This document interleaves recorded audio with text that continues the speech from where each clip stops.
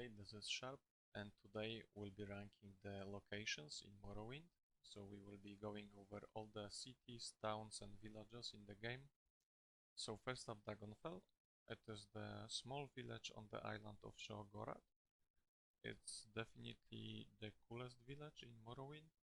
It's pretty close to some Dwemer ruins and it's located in a very cool place. And for that reason alone, it's gonna end up in C tier. Next up is Molagmar. So Molagmar is poor man's version of Vivec, only much smaller, and there's not a whole lot to do there. It has some quests, but overall I find it pretty bland, and this is why I'm going to put this in D tier. So now Aldvelotti. This is a small village. The only interesting thing about it is that it's close to Ashalmavia, which is a shrine of Molag Bal, and there's not a whole lot to do here, so this will also end up in D tier. And now Aldrun. So finally we're going to talk about the first city on the list. This is the base of the house Redoran. It has Fighters Guild, Mages Guild. It's pretty big and overall a pretty interesting place from lore perspective, although in my opinion is less interesting than other big cities, so I will put it in A tier. Now Balmora, this should be the first city you reach if you follow the main quest line, and you will spend a lot of early game here doing quests for Cassius. It has some interesting NPCs there. It's also a base to House Hlalu. It has Fighters Guild, Mages Guild, Thieves Guild, Morak Tong.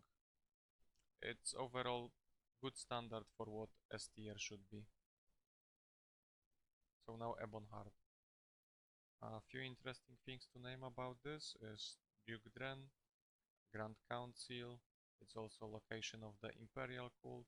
Lore-wise is a pretty cool location and it has some interesting architecture, but I don't really like running around on the bridges there. In my opinion, this doesn't go higher than C tier. So now Caldera.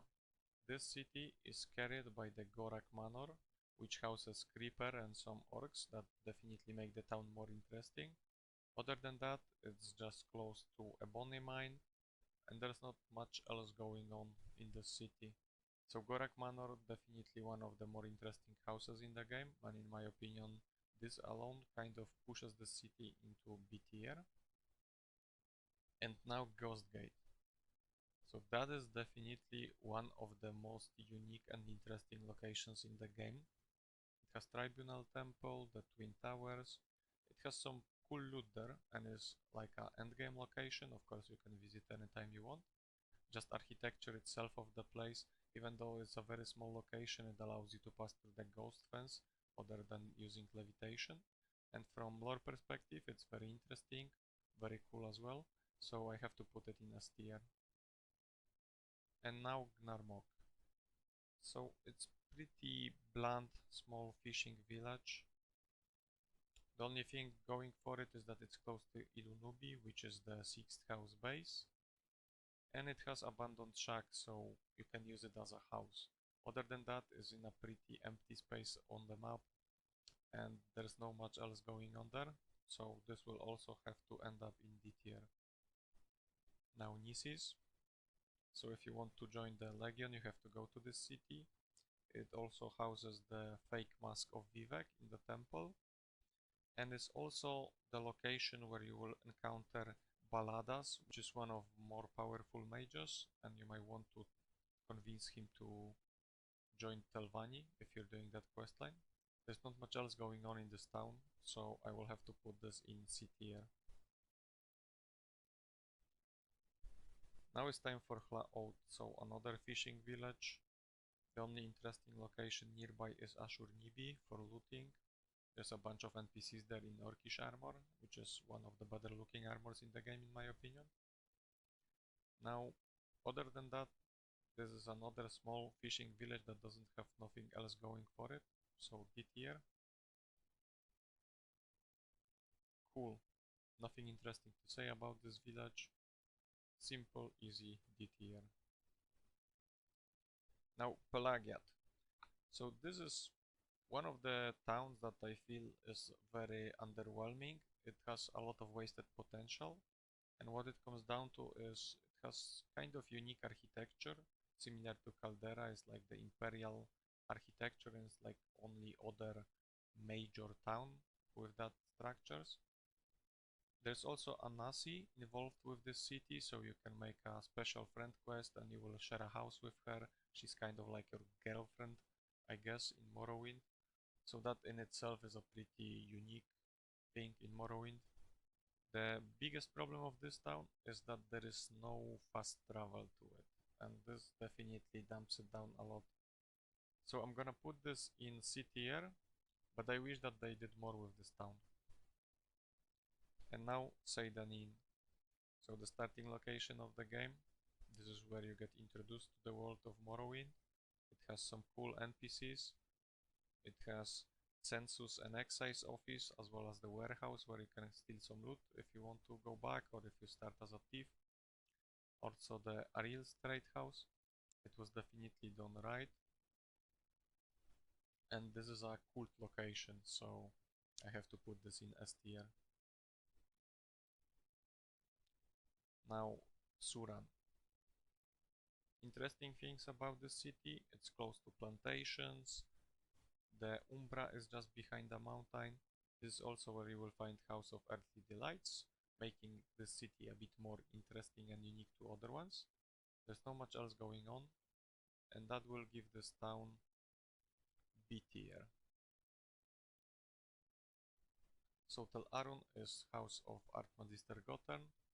Sadly, he is not as interesting as some other council members of the Telvanni house, and I can justify putting this higher than C tier. Tel Mora is House of Mistress Dratha, which is a pretty unique Telvanni council member in that she hates men, so depending on your gender you will be treated different, and that kind of makes it more unique. So for that reason alone, I'm gonna bump it up one tier from Tel Aruhn, and I'm gonna put this in B tier. Sadrit Mora is another of the large cities. This is the base of House Telvanni. It has slave market, some services. This is also where you will find Tel Naga, where you can do the quests for House Telvanni and interact with the mouths of the council members. It is also linked to Wolverine Hall.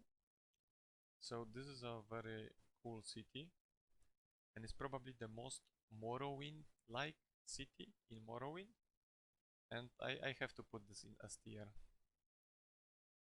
Now Vivec. So this is another city that I would consider with Sadrit Mora to be one of the most iconic Morrowind-like cities. Vivec is the main place of worship of the Tribunal Temple. It is a huge city. It has some interesting architecture. It also has the hanging meteor that was stopped by Vivec. It also houses the Vivec himself. The only problem with this city is pain in the ass to travel around it, but I cannot put this any lower than S tier. Now Tel Voss. So this is the house of Master Arion, and also you can find a lot of services here. Now this is definitely more interesting than like Tel Aruhn, so I have to put this B tier. And now Voss. They are kind of separate to Tel Voss, so I count it as a separate location. And sadly, it's not as interesting as Tel Voss. It just has temple in it, and there's not much else going on. No quests of note, so I'm gonna put this in D tier. Margan. That is the mini version of Aldrun. It has some quests, but overall I find the city very forgettable. I really cannot find a way to squeeze it any higher than D tier. Tel Branora, which is house of Mistress Terana, and if you were running quests for Telvanni, you will find her to be one of the most interesting NPCs. She's called by other Telvanni as the eccentric, or you can just call it short batshit insane, and that makes her one of the more interesting NPCs there. For that reason alone, I am gonna put this in B tier. And last on the list is gonna be Telfir. So obviously a very important location for main quest, but even if that place was not linked to main quest at all, it's just too interesting to ignore it. This is where you will find Diviad Fir, which is the oldest living mage in Morrowind, where he lives with his cloned daughters, which are also his wives. You will find Corpsarium here, as well as you can participate in the game of Diviad Fir of trying to steal his artifacts, so you will find a lot of powerful items here. And this also houses the last living Dwemer in Morrowind, easily S tier location. And that will be all for today. Subscribe to the channel if you enjoy this kind of content, and I hope you have a good one.